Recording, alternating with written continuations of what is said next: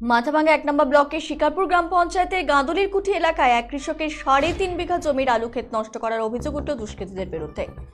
পাখিয়াগা এলাকায় শাহ আলম রিজ নিয়ে আলু ক্ষেত করেছেন। রাতের অন্ধকারে দুষ্কৃতীরা ঘাস মারা স্প্রে করে তার ৩.৫ বিঘা আলু ক্ষেত নষ্ট করে দিয়েছে। প্রায় ৮০,০০০ টাকার ক্ষতি হয়েছে বলে জানিয়েছেন তিনি। মাথাভাঙ্গা থানায় লিখিত অভিযোগ দায়ের করবেন বলে জানিয়েছেন।